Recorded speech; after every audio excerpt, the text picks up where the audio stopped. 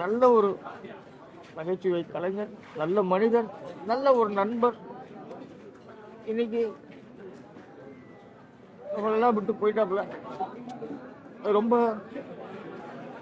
ரொம்ப வருத்தமா இருக்கு. இது வயசே கிடையாது அவருக்கு. எவ்வளவு உழைப்பு தெரியுமா? ஆரம்பத்துலேருந்து எனக்கு சங்கர் நல்லா தெரியும். ஸ்டேஜ் ப்ரோக்ராமில் வந்து அவரோட உயரம் மிகப்பெரிய உயரத்துக்கு வந்திருக்காரு. ரொம்ப உயரத்துக்கு போயிருக்கணும், ஆனால் நம்மளை விட்டு ரொம்ப உயரத்துக்கு போயிட்டார்.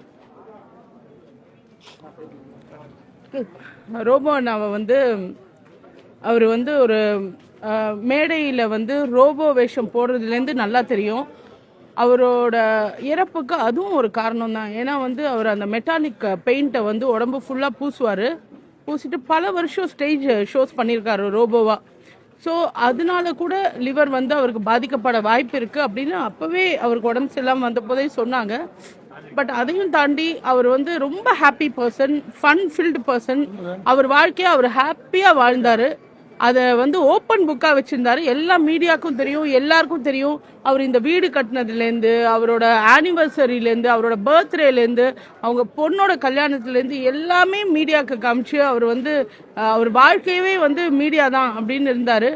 அவருக்கு ஒரே ஒரு பெரிய ஆசை இருந்தது, ஹீரோவாக கூட நடிச்சிட்டாரு. ஆனால் வந்து கமல் சாரோட நடிக்கணும் அப்படின்றது அவரோட பெரிய ஆசை. ரீசெண்டாக பேசும்போது கூட அவர் வந்து அதை தான் சொன்னார், எனக்கு ஒரு ஃப்ரேம்லையாவது அவரோட நின்னணுன்றது அந்த பெரிய ஆசை இருந்தது. ஆனால் வந்து அது நடக்காமல் போயிடுச்சுன்றது தான் எனக்கு ரொம்ப வருத்தமே. ஏன்னா வந்து இது ஒரு வயசே இல்லை அவர் போகிறதுக்கு. ஆனால் வந்து அவர் ஒரு சந்தோஷமாக அவரை வந்து ரொம்ப ஹாப்பியாக பார்த்துக்கிட்டாங்க பிரியங்கா, அவரோட ஒய்ஃபு. அந்த மாதிரி ஒரு ஒய்ஃப் வந்து கிடைக்கிறது பெரிய வரம்னே சொல்லலாம். ஏன்னா ஒரு குழந்தை மாதிரி அவரை பார்த்துக்கிட்டாங்க. அவர் என்ன பண்ணாலும் அவரை எப்படியோ காப்பாற்றி எல்லாம் கொண்டு வந்து நல்லா கொண்டு வந்து அவர் ரொம்ப வெயிட் லாஸ் ஆனப்போ கூட ஜிம்முக்கெல்லாம் போய் நல்லா ஒர்க் அவுட் பண்ணி ஃபோட்டோ ஷூட்டெல்லாம் எடுத்து நல்லா வந்தார். ஆனால் வந்து அந்த ஒரு பழக்கம் விட்டால் கூட அது வந்து என்ன சொல்கிறது, கொல்லுன்றது தான். ஸோ அவர் வந்து ஒரு ராஜா வாழ்க்கை வாழ்ந்தார். ராஜா மாதிரி அனுப்பி வைக்கணும், அவ்வளோதான். அண்டு அவரோட ஆசையை வந்து அட்லீஸ்ட் இந்திரஜா மூலமாவது நிறைவேறணும் அப்படின்னு நான் உண்மையாக வேண்டி கேட்டுக்கிறேன். அண்ட் அவரெல்லாம் எங்கேயுமே போக மாட்டார். அவரெல்லாம் கலைத்துறையை விட்டு எங்கேயும் போக மாட்டார். கூடிய சீக்கிரமே கலைத்துறையில் பிறப்பார் அப்படி தான் நான் நம்புகிறேன்.